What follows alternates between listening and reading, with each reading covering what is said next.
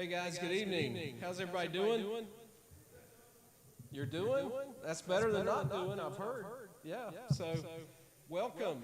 Welcome to Welcome on Wednesdays. And you're going to hear something tonight about a couple of people that I think you'll find very interesting. I won't steal his thunder, but there's some really cool, relevant things for us to talk about tonight.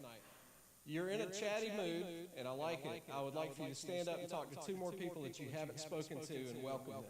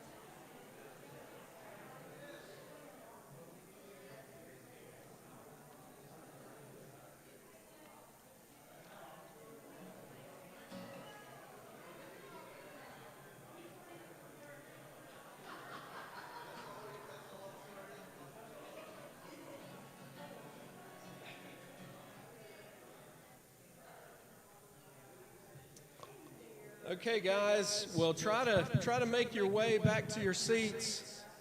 Hopefully your seats, if you can move forward, I'm going to beat the dead horse, right? So if you guys can move forward, that would be okay. And hey, look, isn't it great to have Tiffany with us tonight? All right. And they're just so happy. They're swimming in cardboard. They're unpacking stuff. And we know how stress-free that can be. But we're really, really happy you guys are here. So praise the Lord. So real quick, I'd like to make, before we start singing, a public service announcement. How many guys were at our little prayer breakfast this morning? Raise your hand. So I see a few guys, a lot of retirees, but there were some guys who were working so we met this morning for coffee. We had 18 guys, and we met for coffee and prayer, and I would like to encourage the guys who weren't here. It was kind of a soft opening, okay, but I would like, if you want more information, let me know. I can send you an email. It's got all the details, but what a great way to start your day in prayer. And, if Pastor Wayne, you and I know Dick Miller and Jim Young, if you guys can be there, I mean, look, hey, we appreciate you being there, and it's an encouragement to the rest of us, so thank you. Thank you for being there. We're going to sing I Love to Tell the Story because it's congruent with the pastor's lesson tonight. And if you want to, you can turn to page 572 in your hymnal, or you can sing on the words that are projected behind me.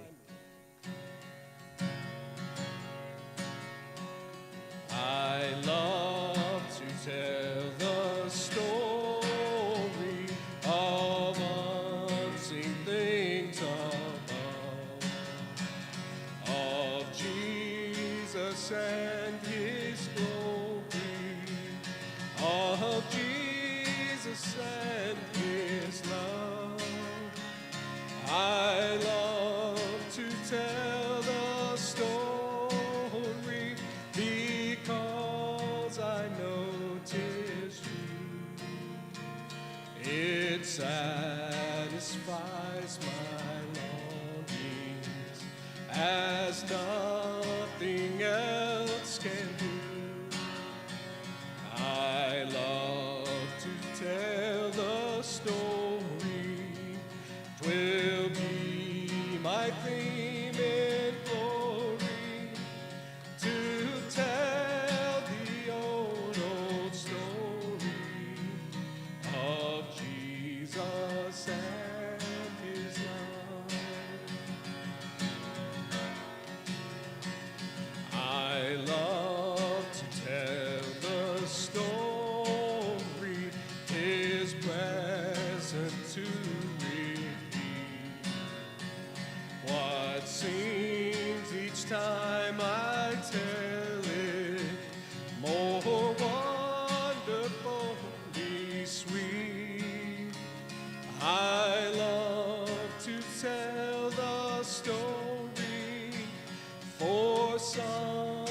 have never heard the message of salvation from God's own holy word. I love to tell the story, will be my theme and glory, to tell the old story of Jesus and his love. I love to tell the story for those who know it best, seem hungering and thirsting to hear it like the rest. And when in scenes of glory I sing a new song, 'twill be the old story that I have loved so long. I love to tell the story, will be my theme and glory, to tell the old story of Jesus and his love. Amen. Pray with me, please. God, tonight we are just grateful and thankful to be able to come back into your house. And God, sing about the old story. God, may we never, ever, ever get over the fact that you pursued us when we were at odds with you. And you sent your precious Son to die for our sins.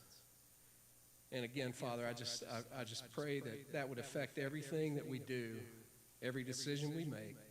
And God, tonight I just pray you would bless our time together. Bless Pastor Chris, the content that he's going to share. And Lord, just help us to really come to grips with this and understand that the fields are white all around us. And we pray this in the mighty name of Jesus, and all God's people said, amen.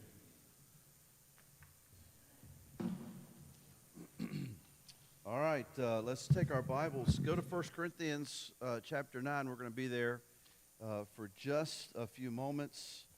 And as Dan has already said, and it's so good to be with you tonight, I'm thankful for Dan speaking last Wednesday.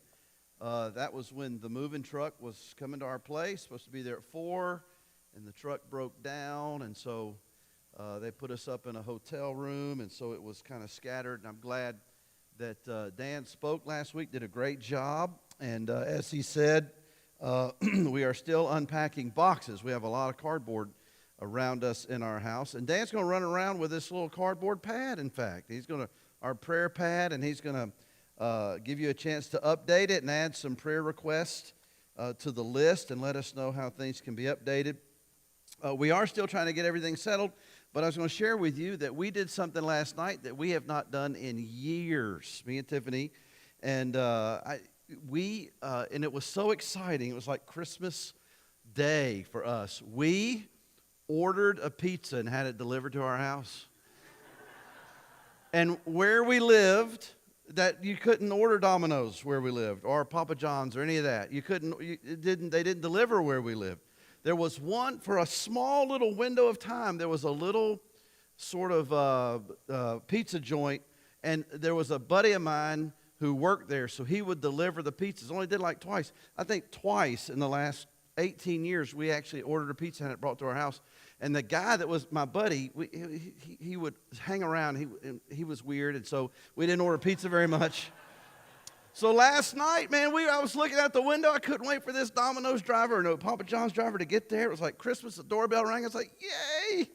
And so it was amazing. And we were so thankful to be here, and we can order pizza and everything else. So anyway, last week, not only did Dan speak, but you heard a little update from the Personnel Committee. I think Katie shared with you about their recommendation for the associate pastor position. They did the whole thing of interviews and all of this kind of stuff, and so they've narrowed it to one, and really excited about their work, and really excited that Corey was introduced last week to you by Katie. Next Wednesday, so a week from tonight, Personnel Committee is going to be here to talk all things associate pastor, and there'll be a time for questions and answers and all of that stuff. And then that weekend, which is the 20th and the 21st, Saturday and Sunday, Corey and his family will be with us.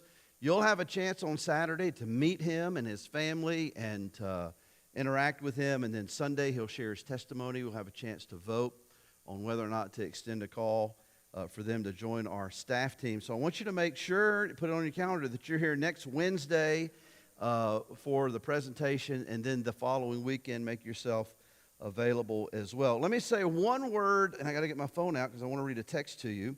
But one word about Lottie Moon, our Lottie Moon offering, and you saw where we surpassed our goal of 30,000. It was like 30,874, 876, 872, something like that.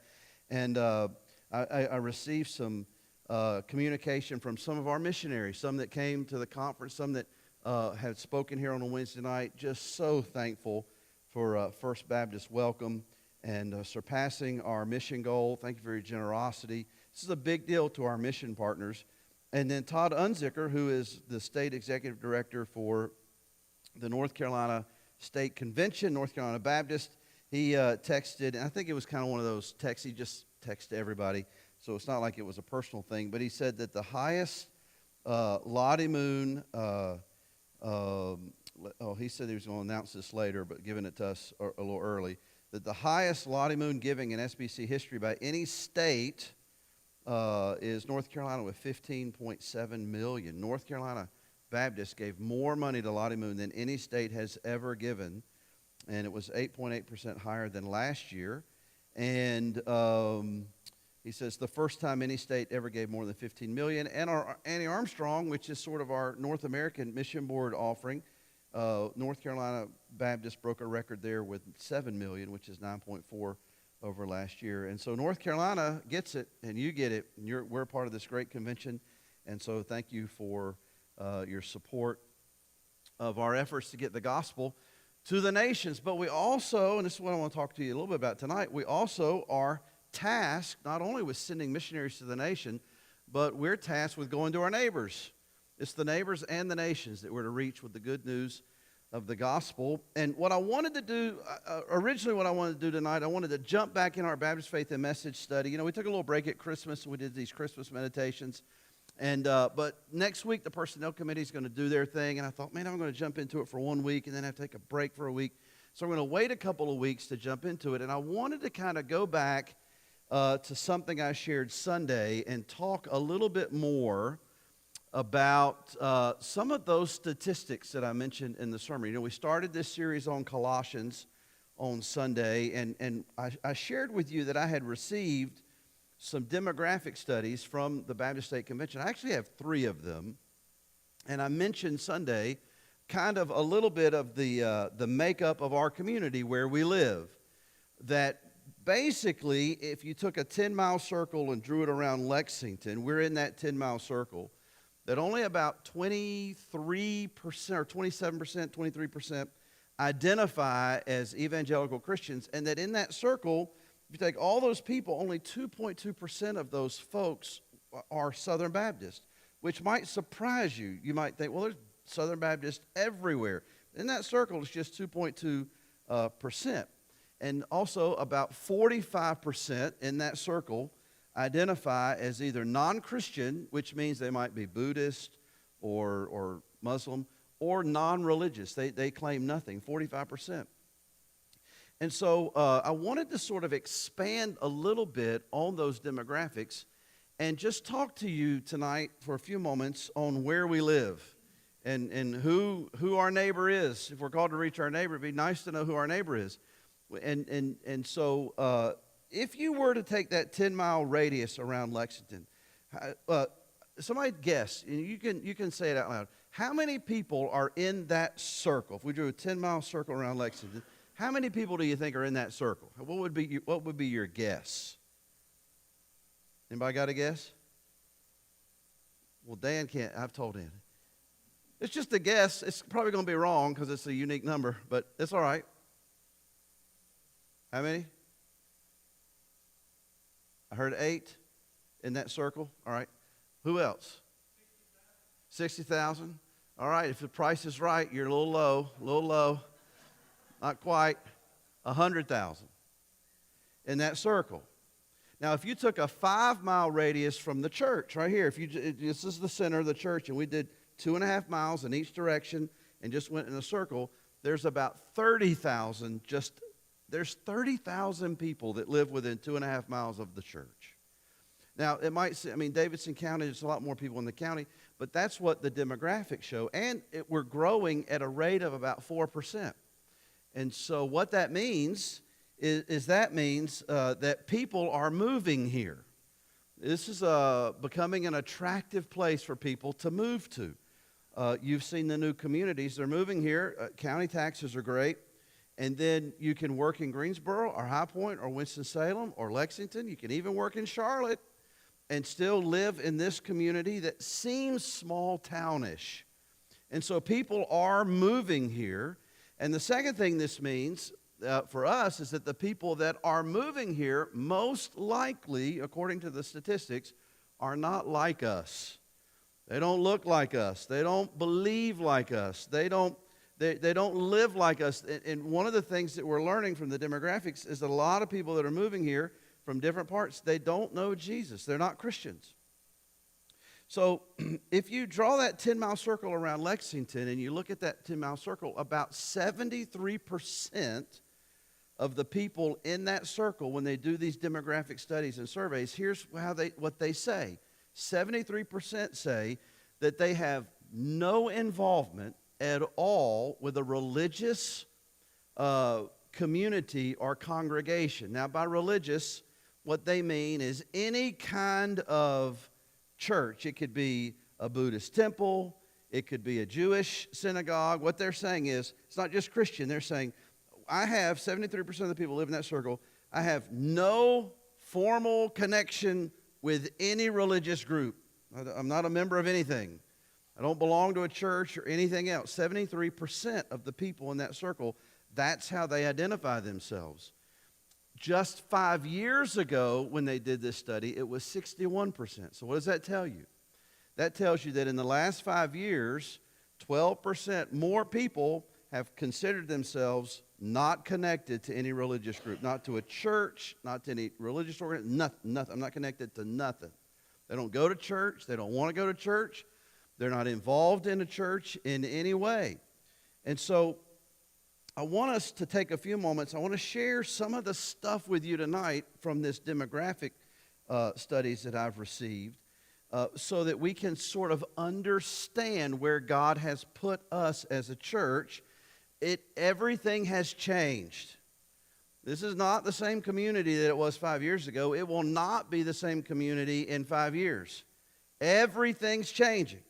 And part of the change is that a lot of people are moving to our community, and this is God's will.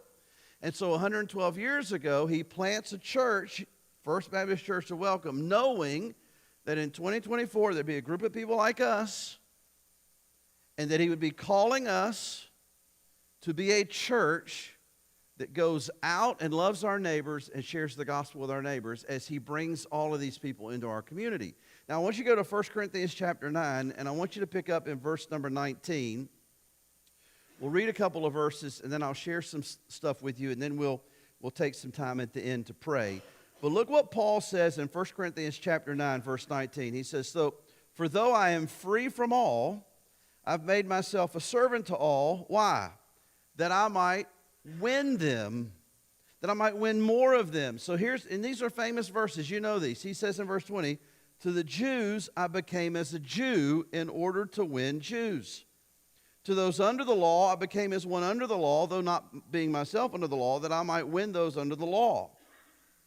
To those outside the law, I became as one outside the law, not being outside of the law of God, but under the law of Christ, that I might win those outside the law. To the weak I became weak, that I might win the weak. I have become all things to all people, that by all means I might save some. I do it all for the sake of the gospel, that I may share with them in its blessings. Now look over at chapter 10 and go to verse 31. And look what he says. So whether you eat or drink or whatever you do, do all to the glory of God. Give no offense to Jews or to Greeks or to the church of God, just as I try to please everyone in everything I do, not seeking my own advantage, but that of many they may be saved. Now look at chapter 11, verse 1. Be imitators of me as I am of Christ. How, Paul? How are we to imitate you? In the fact that I do what I have to do, not to offend anyone, that I might reach them with the gospel. So he says, if I'm around the Jews, and Jewish, they have certain things that would be offensive to them, I avoid doing those things, that I might have an opportunity to share the gospel with the Jew. And same thing with the Gentiles. I don't want to be offensive. I want to keep the door open to share the gospel. Now, what Paul is not saying here, Paul is not saying that we need to change the gospel message and to water it down. And there'll be a temptation to do that, because one of the things that you have to understand is that the gospel is offensive. It offends people. Now, why is the gospel offensive? Because what does the gospel say? The good news of Jesus actually doesn't make sense unless you understand the bad news. What's the bad news? You're a sinner. You were born a sinner. You were born with a wretched heart. You're not basically, intrinsically, fundamentally good. You're broken. That's offensive to people in our culture. And not only are you a sinner, you were not born a child of God. You were born as an enemy of God. You're under the wrath of God. That's offensive to people. They don't want to hear that. That's offensive to them. The gospel also destroys any idea that you have the power to fix your sin problem. You don't. The gospel destroys the idea that you have the ability to save yourself, or that you can actually earn your way to heaven by good works. If you talk to most of those 73% in the circle and you say, do you believe there's a God? Well, I think there's a God. Do you believe there's a heaven? I hope there's a heaven. Do you think you're going to go? I really want to go. How are you going to get there? Well, I've tried to do my best. Try to be a good person. They have the idea of the weights, right? I put all my bad stuff over here. I'm not perfect. Of course, I'm not perfect, but I haven't killed anybody, and so it doesn't go that far. As long as my good works over here outweighs my bad works, I'm in good shape. And the gospel obliterates that. And that's offensive to people. Now, so what Paul is saying, he's not saying change the message. And we're tempted to do that because it's offensive. What Paul is saying is this. He's saying, look, the message of the gospel is offensive, but the messengers of the gospel should not be. You see what he's saying? Look what he says in chapter 10, verse 32. Give no offense to the Jews or the Greeks. He's not saying water down the message. He's saying be considerate of the people that you're trying to reach with the gospel. If you're going to offend somebody, let the gospel be what offends them, not you. Not your words or your actions or your attitudes. Let the gospel be what offends. I remember a couple times in my life I was on a mission trip somewhere, and I was preaching at a church, and the pastor of the church came up to me and says, listen, when you preach, don't put your hands in your pockets. It's kind of offensive in our culture. And I wish he had never said that. Because the whole time I'm just doing this, and I'm, hey, but I don't know why that was a thing, but he said it's just a thing here. If you do that, it's going to offend people. In Europe, when we would share the gospel with Muslims, we always cross our legs as Americans, right? But you're going to expose the bottom of your soul. Of the shoe. That's offensive to Muslims. And so you have to keep your feet on the ground the whole time. And so the question is, am I willing to do that in order to share the gospel? I don't want to be offensive. I know the gospel's going to be, but I don't want to be offensive. And so that's what we have to understand about that's why we have to understand our context, because we have 73% in that circle that don't know Jesus and are not connected to a church. They need Christ. And what we have to do is we have to understand who is that person in that group Because if I understand them, I understand what they're like, understand what drives them, understand who they are, then I'm able to engage them with the gospel. I don't have to be offensive to them personally with my words or my actions. I'm not ashamed of the gospel. The gospel may be offensive, but I don't have to be offensive as a neighbor, as a friend, as a coworker. So what's our context? So what I want to do tonight for just a few minutes is I want to introduce you to somebody that I'm affectionately calling, and I couldn't come up with a better name, Lexington Larry, all right? I should have said Lenny. I don't know any Lenny. Are there any Lennys here, Larry?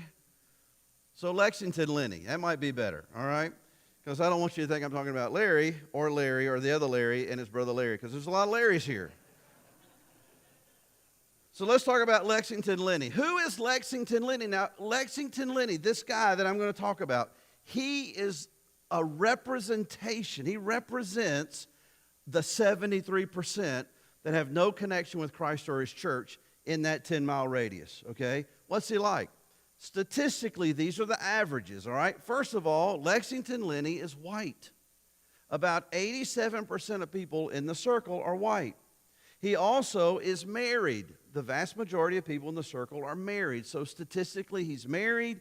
He is 42 years of age. That is the average age of the people in the circle. 42 years of age. He's got a couple of kids, statistically. He's been to college and probably has graduated from college, because a lot of folks that live in the circle have started, maybe they didn't finish, or finished college. So he's probably most likely got a degree. Statistically, he's making, on the bottom end, $75 a year. On the top end, $200 a year. He lives in a nice house, in a nice neighborhood. He has disposable income that he likes to spend on his home or spend on nice vacations. He would consider himself, and statistically, he's a middle-class guy. And the reason that he lives down here is because he really likes to be outside of the city. He likes the traditional small-town lifestyle. Statistically, he likes to hunt.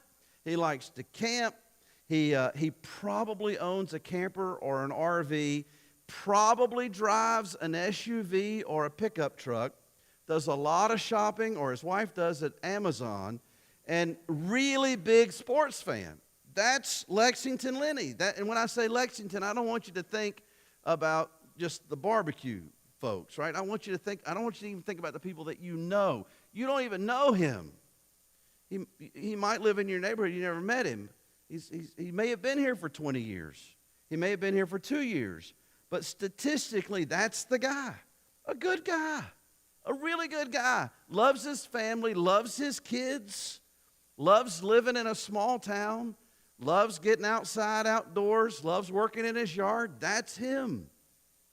That's who he is personally. Now, if you look at these demographic studies, you'll learn something about Lexington Lenny politically. What does he believe politically? Now, you have to figure out, you got to say, how do these people know this stuff? Well, advertisers, marketers, what they do is they track everything you do, everything you buy online. They track all of the stuff on Facebook that you like. They actually track what you watch on TV. They have figured out how to figure you out.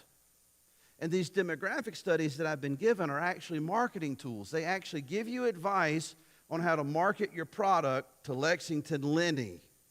And so politically, this guy, now this is probably not going to be you, but you're not Lexington Lenny. This is the 73% guy, right? Lexington Lenny believes some things politically. He would consider himself a conservative. If you were to say, are you conservative or liberal? He'd say, well, I'm kind of a moderate conservative, is what he would say. And he means that he's conservative economically, not socially, because he's concerned about his money. He's concerned about the government taking his money. I mean, he's not rich. He's not wealthy. He doesn't, he's like most Americans. He pays his taxes because he has to, and so he's concerned. He's conservative economically, but statistically not that conservative socially. In fact, he thinks abortion should be legal. He's perfectly fine with abortion. He's perfectly fine with gay marriage and believes it should be protected. He believes that the really, really rich should pay more taxes so that he doesn't have to. He's okay. Now, this is the demographic studies. He's okay with amnesty for illegal immigrants. He's okay with that. And he is concerned. He thinks there's something really going on with climate change and that we ought to think about that. He's concerned about the environment. That's Lexington Lenny. That might not be you, but you're not in the 73%. And so that's who he is politically. You probably vote different than he does. You're probably going to have some political conversations and disagreements with Lexington Lenny. The other thing, what's he like spiritually? Well, Lexington Lenny is not a religious person. That's why he's in the 73%. He's okay if you want to be religious, you do your thing. It's just not for him. He thinks that maybe it would be good for the kids, so he's considered that. He would be okay with his kids coming to Vacation Bible School, but he's not interested in going to church. He's not interested in being a part of that. In fact, he's a little bit leery of organized religion, and he does, because he's concerned about his money, he is concerned that all the church is interested in is what? His money. So he's got some doubts about the leadership of the church. He's concerned, and this was at the top of the list of the 73%. If you were to ask them their beliefs and their beliefs about Jesus, the number one thing they believe about Jesus that came to the top was that the people who follow Jesus don't act like Jesus. They had nothing to do with Jesus. Had everything to do with the people that say they love Jesus. And Lexington Lenny's a little concerned that Christians, that people like us, are too critical and judgmental of others. That's his view. He would probably say that he's not religious, but he is spiritual. He has a concept that maybe there is a God. He's okay with God bless America. He's okay with their concept of God. He would probably even say that he has a relationship with God, whatever God is. And he would probably say that from time to time he prays. Now, what he means by that, nobody knows. But he would see himself as a spiritual person, but definitely not a religious person. And he probably has some kind of church background from when he was a kid. But now as an adult, he's no longer interested in anything that has to do with the church. That's why 73%, according to these demographic studies, have no connection with Christ or his church. 73%. That's a lot of people. That's 3/4 of the pie. So how should we react to the fact that our community, the vast majority of our community, are Lexington, Lenny, and Laura? How should we react to that?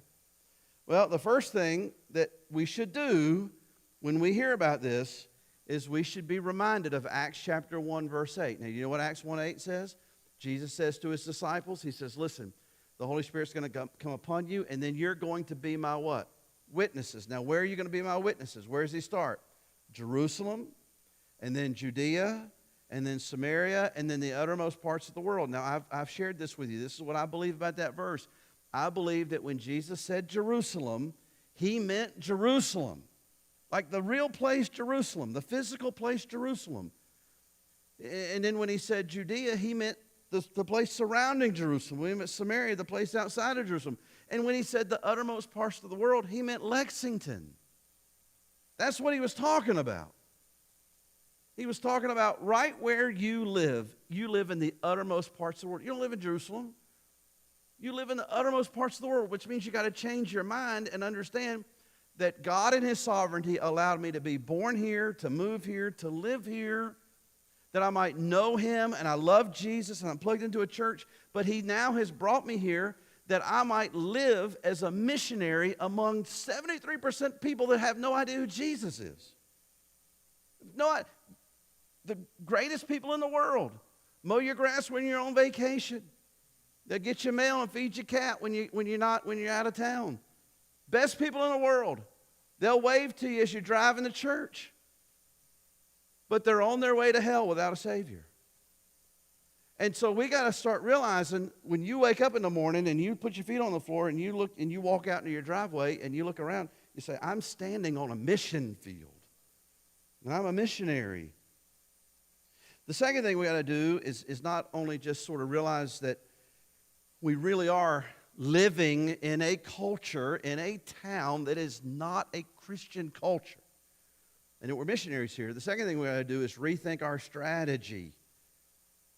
for the most part, over the last 20, 30, 40 years, the church has had an advantage. You go back to when I was growing up, when you were growing up in church, it was almost like you would be publicly shamed not to go to church. Everybody went to church. And if somebody didn't go to church, you'd say, well, why weren't you in church? You should be in church. When somebody moved to the community, the first thing you would say, hey, do you have a church? Well, you should come to our church. And so everybody went to church kind of as a social thing. Everybody had to go to church. And if you moved to town and you were an insurance salesman, you most certainly wanted to join the biggest church in town so that you could increase your business. Or whatever people did back in the 50s and the 60s. But church was a thing. Everybody went to church. Seemed like everybody went to church. And then you get to the 60s and the 70s and the 80s and the whole church growth movement and all of this stuff's going on.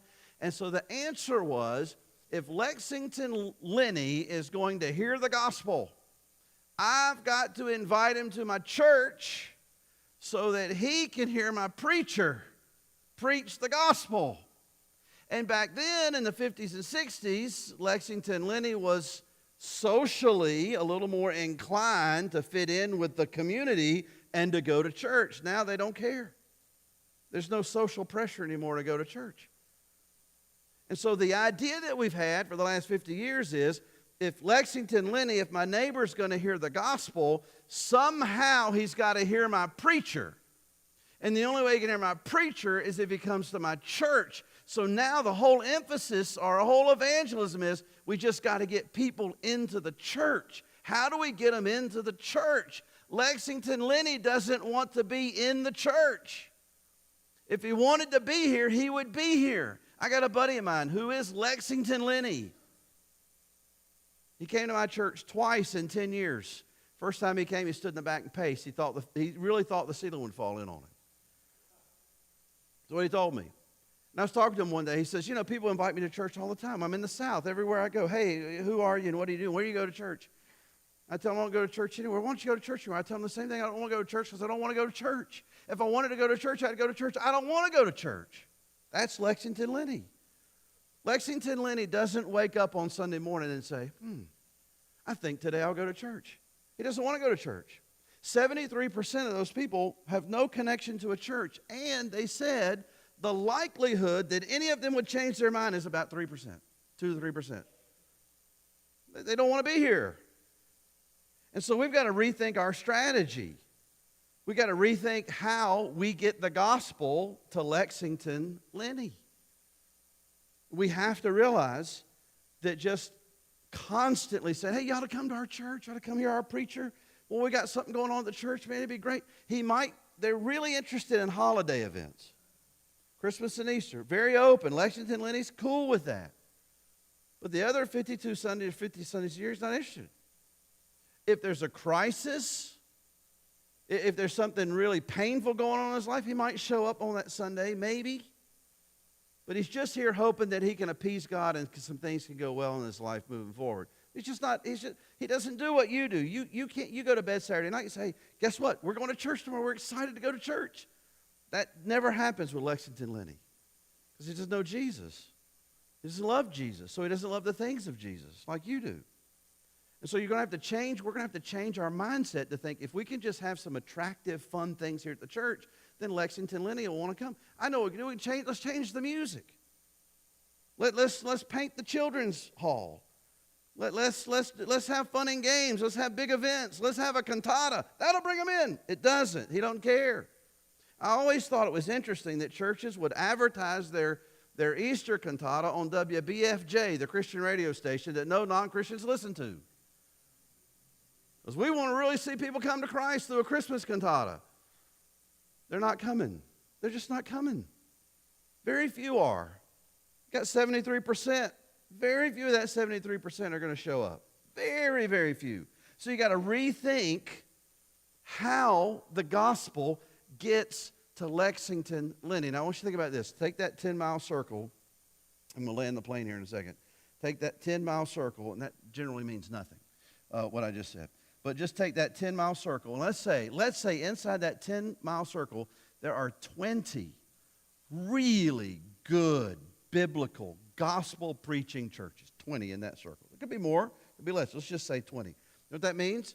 That means that every single week of Lexington Lenny's life, he has 20 opportunities to hear the gospel, if he will go to one of those 20 churches. Does that make sense?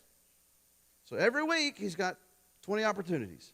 Let's say that those 20 churches, that if you totaled up the total number of people that attend those 20 churches, let's say there's 3,000 people that show up in those 20 churches total. And let's say that those 3,000 people are equipped and they go out of their church into their neighborhoods where the Lexington Lenny is. And now Lexington Lenny, instead of having 20 opportunities to hear the gospel, if he will pick one of those 20 churches, now the potential is 3,000 times to hear the gospel if we will go and tell him. You see the difference? So we got to rethink our strategy. And reaching Lexington Lenny is going to look a lot more like hospitality and personal connection and acts of service and loving of neighbor more than it looks like church activities and events. In fact, it would be better for Lexington Lenny, if he lives beside you, to be invited to your kitchen table for a meal before he's invited to your church to sit with you on the pew. They're both important. But for Lexington Lenny, he doesn't care anything about this place. But you live next door to him or down the street. He'll sit at your table and have a meal. He'll sit out by the fire pit with you and chat. He'll come over and help you move furniture or do a little building project. He'll help you fix something. That's Lexington Lenny. He's a great guy. And those are the opportunities that you have to show love to him and to share the good news of the gospel with him. And so that's how we have to think, instead of thinking, well, if we can just get him to church. Now, I want to close with this. Lexington Lenny, and we'll talk more in the future about this, but I want to talk to it here at the beginning of 2024, because you're the core. This is the core of First Baptist Church of Lexington, for the most part. And one of the things we have to do is pray for Lexington Lenny. We got to pray that God would equip us and enable us to reach Lexington Lenny and Laura with the gospel and to think differently about it. But Lexington Lenny is not the only guy in town that needs a church. He needs Jesus, and he needs to be a part of Jesus' church. That's 73%. You got 27%, and all of these people that are going to be moving here, you know, we're at 100,000 in the 10-mile circle. It's going to go up. We're at 29,000 in the 5-mile. It's going to go up to 30,000, 31,000, 32. So thousands, literally, within 2.5 miles of our church in the next 3 years, thousands of people are moving here. Thousands, according to the projections. And some of those thousands that are moving to our little community are Christians, and they love Jesus, and they're going to be looking for a church. And so they're going to drive around, and they're going to say, well, where are all the churches in this place? It's hard to find. We got one road down here, 52, and all it's got is restaurants named after men. Greg's and Jimmy's, and that's all you got. And then Randy's, right? So where are the churches? So they're going to find on the internet, find the church, First Baptist Welcome. And then these people know Jesus, and they've moved from somewhere, and they've moved here, and they want to find a church. Do you know what they're hoping to find in a church?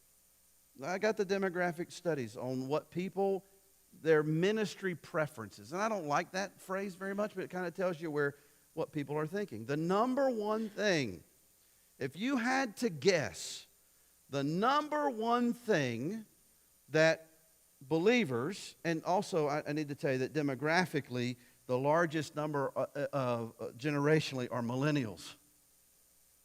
That's the largest demographic sections, millennials. And so what is this guy, this family that's moving to our town that loves Jesus, looking for a church, what is it that they value most when they're thinking about a church? Anybody want to guess? What would be the number one thing you think that they value most? Huh? Some of their kids? Yeah, you're not far off. What they value most is what they call community involvement. Community involvement. In other words, they want to be involved with a community of people, with activities for themselves. They want opportunities to volunteer. They want to make a difference through social causes. So like helping feed the poor and minister to homeless folks. They want to make a difference. That's the number one thing when people are looking for a church, the connection that they can make there. The number two is not just community involvement. Number two is community activities. They want to be involved in small groups. They want stuff for their kids, activities for their kids. They are interested in holiday programs. They like holiday programs. They want to be a part of that. They want there to be some activities that build community. They want to feel like they're an active part of a community. Third is personal growth, opportunities to grow. So number one on that list under a personal growth is opportunities to develop personal relationships. That's the number one thing under number three. When they're looking for a church, they're thinking to themselves, am I going to have the opportunity in that group of people to develop strong personal relationships? Now, this is where we got to be careful. Because how many of you, it's not a knock. This is just sort of an observation. How many of you have lived here 10 plus years or more? Been a part of this church 10 plus years or more? How many of you grew up here, went to high school here? See, here that's a wonderful thing. God bless you.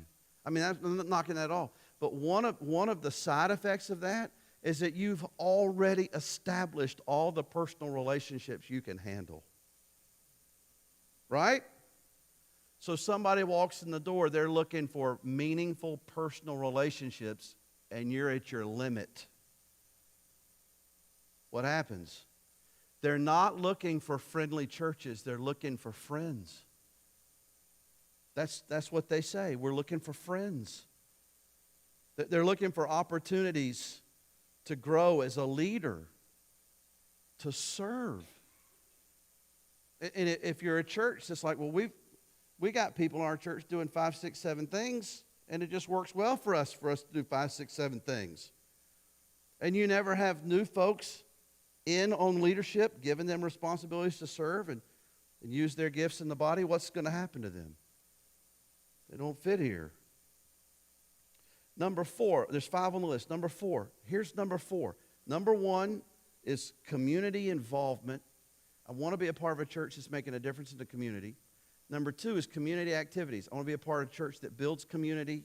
My kids, youth, me, build community. Number 3 is personal growth. I really want to feel like I'm with small groups are important, and I want to be in a small group where I have relationships where I'm growing. That's the third one. The fourth one is religious programs. That's number 4 on the list. And do you know what they include? Here's the list. Number 1 on the list is opportunities to have warm and friendly encounters. That whenever that we get together for whatever it is, it's warm and friendly. That matters more than the music and more than the preaching.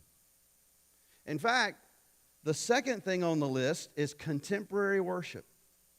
They're looking for contemporary worship. Now, hold on. Don't freak out, because the next one is they're looking for spiritual discussion groups. They're looking for groups they can talk about the Bible. And then the next one is they're looking for traditional worship. Do you know what that means?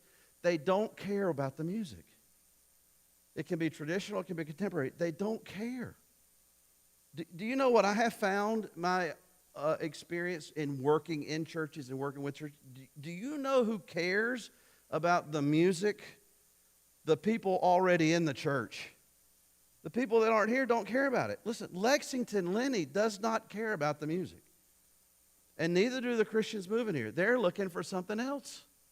They're looking for meaningful connections. Do you know what falls on the list underneath traditional worship? Do you know what comes under traditional worship? You know what it is? Quality sermons. Can you believe that? That hurt me. You know what that means? I'll just tell you what that means. You can have the best music and the best preaching, and it is not enough for people to feel like they belong. It's not enough. It's not enough. And then Bible study groups. Number 5 on the list was family support. They want to feel like they're looking for a church where they feel like their family is supported. They have family-oriented activities. They can have counseling is available to them. If they're in a crisis, there's support. If their marriage is in trouble, there's help. They can get parenting help. And at the very bottom of the list, like the very, very bottom, way down at the very, very bottom of the list, they're looking for daycare and preschool, after school care. That's at the very bottom of the list. That's the 27%. That's the people that are moving here. We're doing some of these things great, and we should be. But here's what all this means, and I want to stop with this. All right, let me tell you what all this means. And I'm saying this as a way for you to pray, and for us as leaders to pray and say, God, look, we're not interested in maintenance. I'll just be real transparent with you. Linda and I were talking the other day, and I was asking Linda about some Sunday morning data. Can we go back and get data on how many people show up on a Sunday morning? Because if we wanted to do an event on a third Sunday of November, what traditionally has been the pattern of people who come the third Sunday? Is that a bad Sunday? Is that a good Sunday? And so she's got some stuff, some cards, and she can go back and get them. And I think she went back, I don't know how many years you went back, Linda, 10 years, something like that, pulled them out. And guess what we discovered? The same number of people that were coming 10 years ago are coming today. The same number, or less, or more, but it's around the same thing. You know what that means? For the last 10 years, I think it's probably longer than that, the last 15 years, we as a church have done a great job loving each other, as we should. We're called to that. We haven't done a great job reaching people with the gospel. We just haven't. And it all starts with us as leaders owning it and then getting on our knees and saying, God, help us. We want to be a lighthouse for Jesus. Give us courage. Equip us to live on mission. We don't want to be ashamed of the gospel. Help me to love Lexington Lenny enough that I'm willing to invest in his life and invite him over and then share Christ with him. If he says yes to Christ, yes. If he says no to Christ, I'm still going to love him. So here's what this means. It means that first of all, it is very unlikely. It's not 100% unlikely, but most Sunday mornings, lost people aren't waking up and saying, I think I'll go down to First Baptist Welcome. I heard they got a new preacher. I'd like to hear him preach. They don't care. Christians care about that. Christians will say, oh, I heard they got a new preacher down there. I heard he's really good. So they'll come over and hear the guy preach. Oh, I like that. Boy, I like the way. It's fine. That's good. You should. It's the way we get encouraged and the way we feed and the way we grow in the Word and all that kind of stuff. I'm not knocking. I'm just saying the lost people don't care about it. They don't care about church, but the church must care about them, which means we got to pray, Lord, you surround me with all these people, and I don't even know my neighbors. I don't even know who they are. I don't know their names. And Lord, give me a burden to know them and to love them and to walk into their life on a mission, to love them and to share Christ with them. Secondly, it's also unlikely that Christians who are moving to our community are going to decide to be a part of our church because of the music and the preaching. I mentioned that a second ago. They're not. That's just not on their radar. They're looking for real relationships and opportunities to serve and make a difference and opportunities to grow and for their family to grow together. Listen, they do not care if we have a traditional service or a contemporary service. They don't care. They don't care if there's a pulpit here or a lectern. They don't care if it's a suit or a sweater. That's not on their radar. They don't care. Do you know who does care about those things? We do. The people in the room already. This is stuff that gets us upset. We ought to be upset that there aren't people, we're not reaching people with the gospel. As I said a moment ago, this is the best church. Tiffany and I talk about this all the time. The best church. We love this church. Everything about it. There's so much that is so right. You're the most loving, friendly. We are overwhelmed by your love for us. And we feel a part. We feel like we've been here forever. We're in the family. We know that. But as I said a moment ago, people are not looking for friendly churches. They're looking for friends. We did the new members luncheon, the newcomers luncheon. Every single one of them said, how do we get connected? We don't even know where the bathroom is. You do because you've been here forever. Think about that. How do I get to a bathroom? Well, you know, because you've gone to the bathroom here a lot. You tell somebody walks in here, they don't know where to go. And when that happens, what we're saying is, this is a club for people that have been here for a while. We've got it all figured out. It'll take you a while to figure it out if you hang around. We've got to be careful with that. And then the last thing I would say, what does all this mean? It means that we got to make a decision on what we're willing to do for God to see this place, this body, as a body of believers that he can entrust new believers to. God's going to save people. He's going to save people with the gospel. He's going to save people in Lexington. Lexington Lenny can be and will be saved if he turns to Jesus. It will happen. And I think God is just looking for a church that's willing to say, whatever it takes, we don't care. What do we got to change? What do we got to do? What do we got to be? For God to open up the gates and flood this place with new believers and then believers who are new to the area. Not so we can have a big church. It's not about that. But so that we can be on mission and do what God's called us to do. So what are we willing to do? What are we willing to change? What are we willing to give up? What are we willing, to think through? I don't want us to get 20 years down the road and say, hey, it's been a good run. 20 years has been a good run. And the same people are, same numbers here in 20 years that are here today because we decided not to do anything. If we decide, hey, we're going to do everything we can to live on mission, we're going to share the gospel, we're going to do things with excellence, we're going to do everything we can do to tell people about Jesus, and God says, yes, do that. That's what you're supposed to do. But I have decided not to bring a harvest to your church. I'm going to bring it to the church down the street. Doesn't matter. We're not competitors. We're co-laborers. God bless them. But I think we just need to position ourselves, say, God, use us. Whatever it takes, whatever we got to do. In 2024, we want to see a move. We want to see revival. We want to see a harvest of souls come into the kingdom through the cooperative mission and ministry of us. We're it. The church is plan A. There's no plan B. It's us. It's us. Well, let's pray together. And I talked way too long. I wanted to land the plane earlier so we could have more time of focused prayer. But if you look at your prayer list, I want to update it real quick. And then we'll just pray. I'll have one big prayer for us.